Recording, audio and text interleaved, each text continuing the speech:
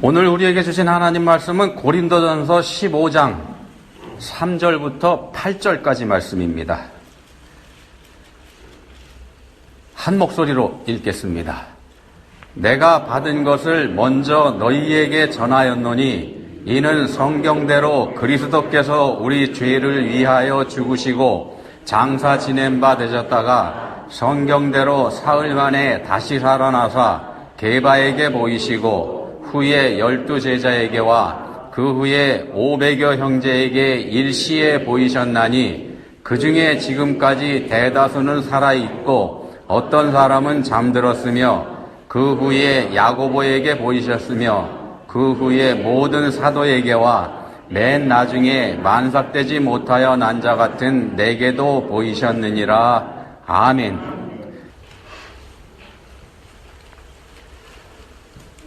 출애굽기 3장 6절에 보시면 하나님께서 모세에게 이런 말씀을 하십니다. 출애굽기 3장 6절입니다. 나는 내 조상의 하나님이니 아브라함의 하나님, 이삭의 하나님, 야곱의 하나님이니라. 이 말씀의 뜻이 여러분 뭐라고 생각이 되십니까? 나는 내 조상의 하나님이니 아브라함의 하나님, 이삭의 하나님, 야곱의 하나님이니라. 물론 우리가 보면은요, 모세가 알고 있는 하나님, 그러니까 이스라엘 민족들이 믿고 있는 하나님이 바로 나다. 내가 그 하나님이다. 이 사실을 하나님께서 모세에게 밝히시는 거죠. 우리가 생각하는 게 거기까지입니다. 우리가 보통 그 정도 생각을 하는데, 근데 예수님께서는요, 이 말씀을 놀랍게 해석을 하십니다. 어떻게 해석하시냐면은, 마태복음 22장 32절입니다. 이렇게 말씀하십니다.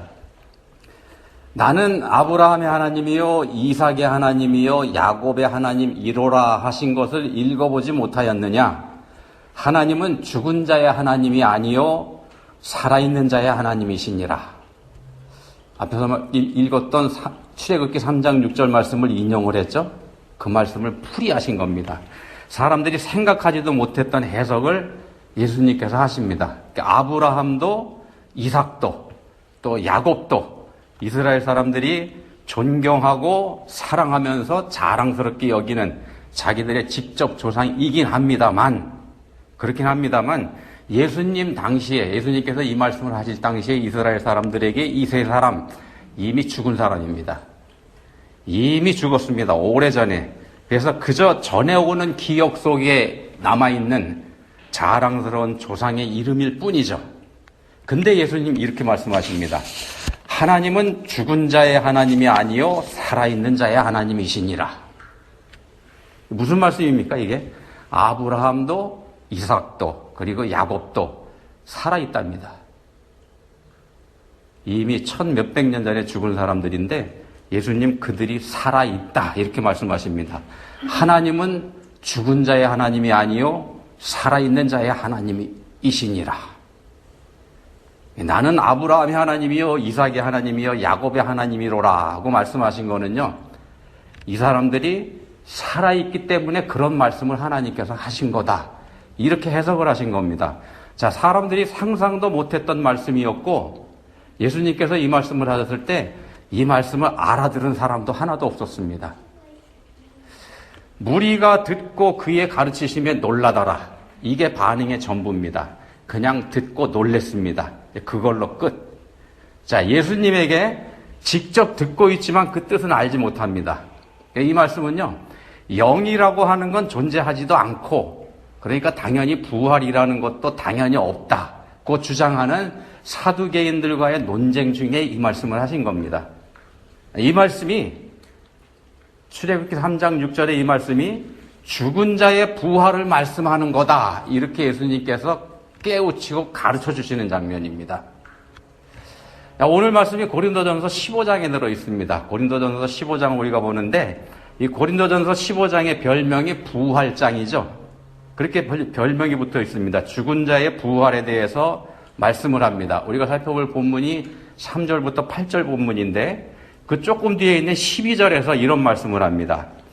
그리스도께서 죽은 자 가운데서 다시 살아나셨다 전파되었거늘 너희 중에서 어떤 사람들은 어찌하여 죽은 자 가운데서 부활이 없다 하느냐. 자, 고린도 교회 신자들 중에서도요, 부활은 말도 안 된다, 그런 건 없다, 이렇게 주장하는 사람들이 있었다는 겁니다. 교인들 중에 그런 사람들이 있었습니다. 그래서 바울 사도가 이 고린도전서 15장을 고린도 교회에 써서 보낼 때 집어넣은 겁니다. 자, 고린도 교회 두어 주 전에도 말씀드렸습니다. 문제가 많은 교회였었죠. 교회 안에 온갖 문제가 다 있었습니다. 교인들끼리 파벌을 지어서 싸웠고, 그 중에는 음행하는 사람도 있었고, 교인들끼리 송사, 그러니까 서로 재판으로 싸우는 사람들도 있었고, 여자들 중에는 자유를 얻었다면서 나대는 사람들도 있었고, 특히 문제가 되는 사람들이 있었죠.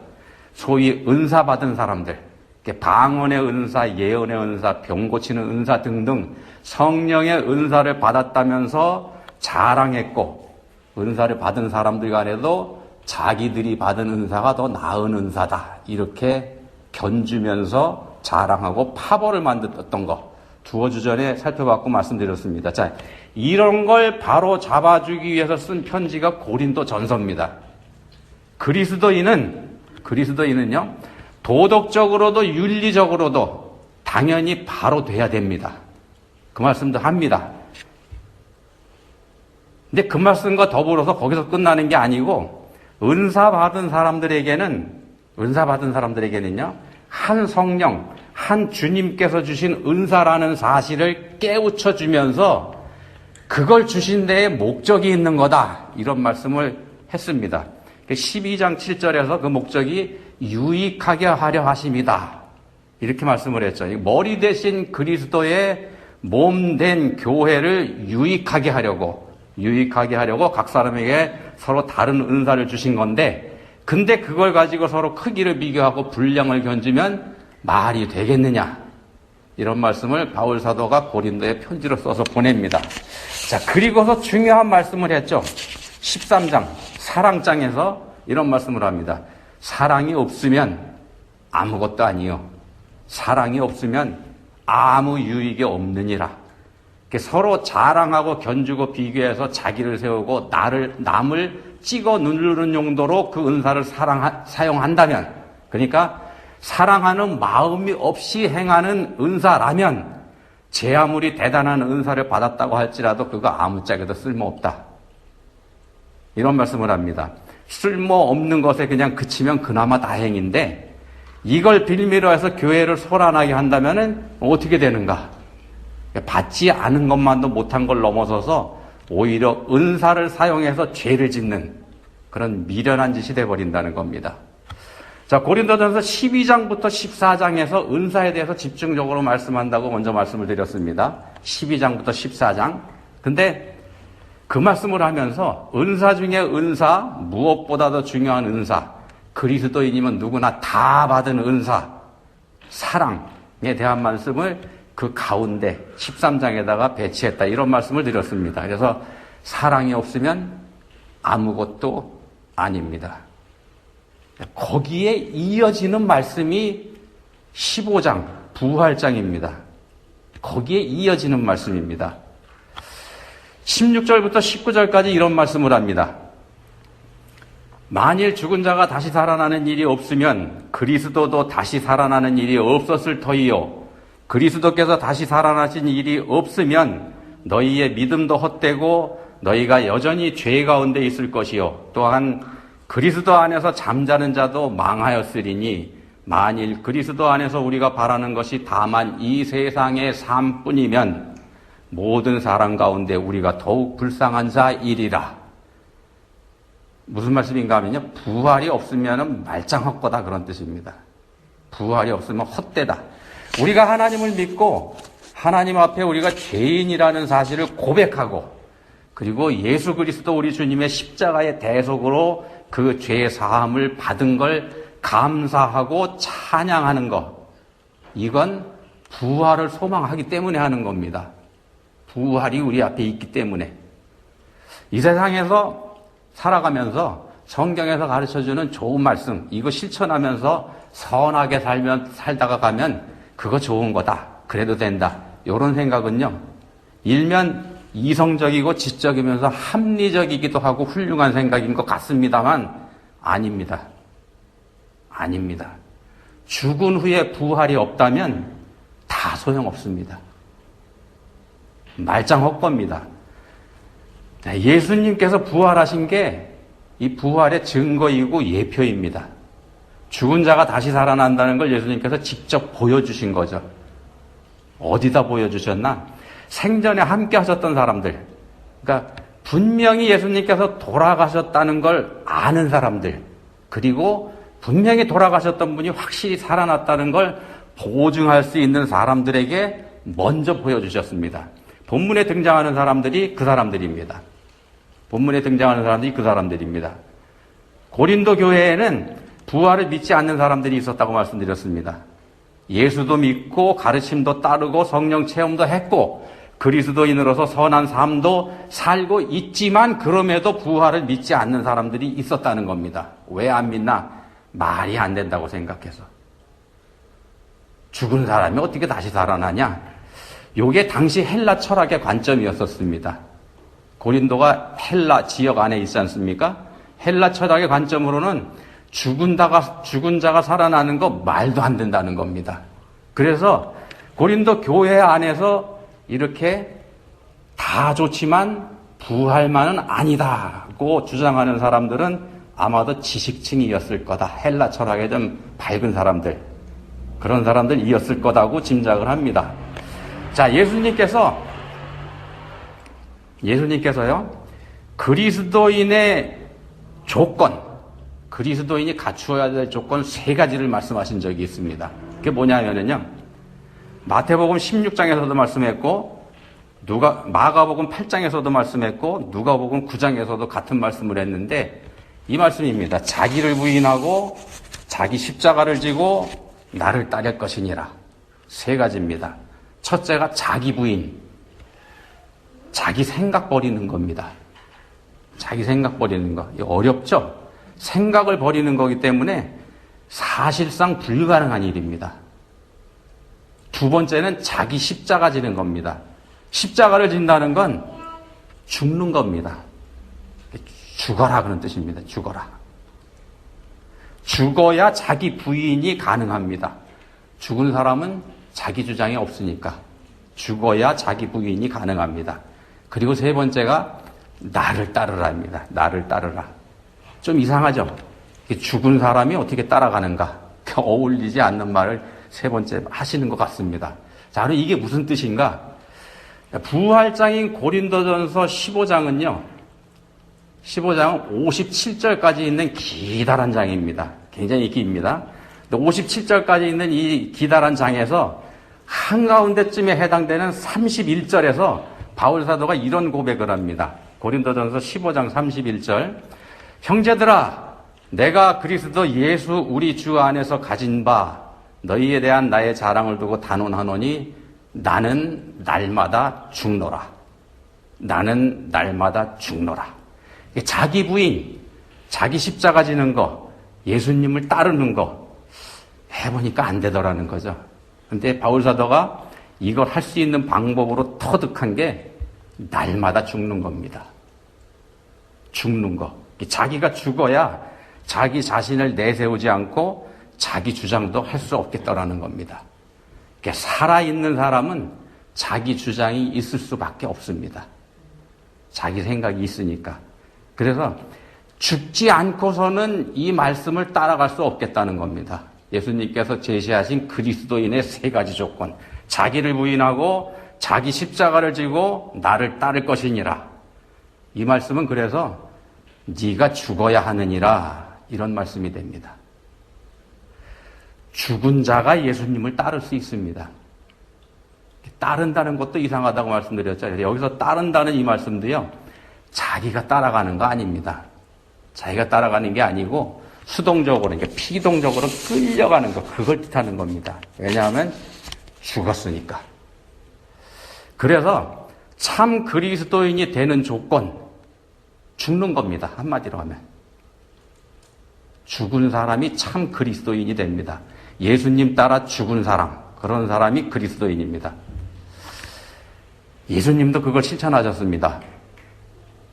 어떻게 하셨냐면요, 빌라도가 어떻게 하든지 예수님을 풀어드리려고 애썼지 않습니까? 그러면은 예수님도 보시기에 빌라도가 당신을 풀어드리려고, 무죄 석방해 드리려고 애쓰는 게 눈에 보이셨을 텐데, 근데 예수님 그 빌라도에게 협조하지 않으셨습니다. 왜 협조하지 않으셨나? 죽으시려고. 죽어야 하니까. 빌라도가 사형 판결 내릴 권한을 가지고 있지 않습니까? 그래서 빌라도가 사형 판결을 내릴 수 있도록 도와주십니다. 어떻게 하는가? 네가 유대인의 왕이냐? 이렇게 물어봤을 때 빌라도가 물어봤을 때 예수님 대답하십니다. 네 말이 옳도다. 이게 사형 판결 내릴 수 있는 대답입니다. 자기가 왕이라고 했으니까.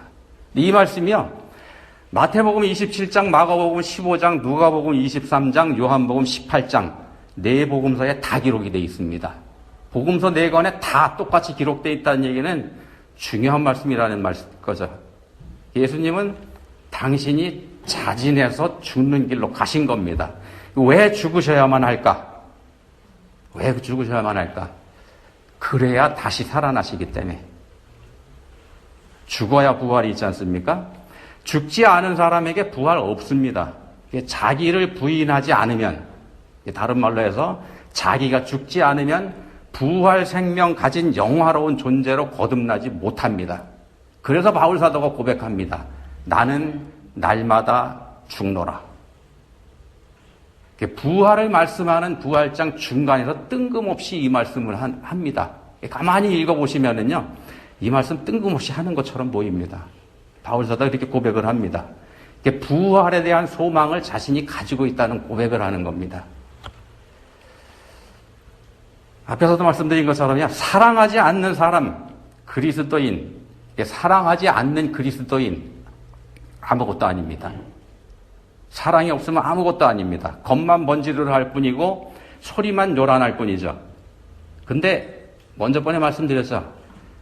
사랑은 남을 위해서 자기를 희생하는 거라고. 세상의 삶은요, 이 세상의 가치관은 남을 죽여서 자기가 사는 겁니다. 남을 죽여서 그 사람을 먹이려 해서 내가 먹고 사는 것. 그게 이 세상의 가치관입니다. 그렇지만 사랑은 반대라고 말씀드렸습니다. 자기가 죽여서 남을 살리는 것. 그게 사랑입니다. 내가 죽어서 남을 살려주는 것. 자식에 대한 부모의 사랑을 생각해 보시면 쉽게 답이 나올 겁니다. 자, 그러면 이 세상에서 그렇게 산다 그러면 너무 손해 아닌가? 멍청한 짓 아닌가? 그래서 고린도전서 13장 사랑장에 이어서 15장 부활장이 여기 배치가 되어 있는 겁니다. 억울하더라도 죽고 죽은 후에 있는 부활을 바라보라. 사랑을 실천할 수 있는 방법이 그거라는 겁니다. 부활의 소망을 가지는 것. 자기가 살기 위해 남을 죽이는 거는요, 자기가 살기 위해서 남을 죽이는 것, 세상적인 방법이죠. 이건 자기 생명을 이 땅에 묶어두는 행위입니다. 천국에 대한 소망을 버리는 겁니다. 그게 이 세상 관점을 따라가면. 예수님의 십자가가 부활을 가르치고 또 보증합니다. 십자가가 부활을 가르치고 보증합니다. 예수님에게 그 가르침을 직접 받은 제자들 거의 다 순교했습니다. 모든 제자가 다 복음을 위해서 다 자기 생명을 던졌습니다. 그 중에 순교하지 않은 사람들은 기회만 없었을 뿐입니다. 어쨌건 생명을 던지고 복음을 전했습니다. 그런 사람들이 본문에 소개가 되고 있는 겁니다.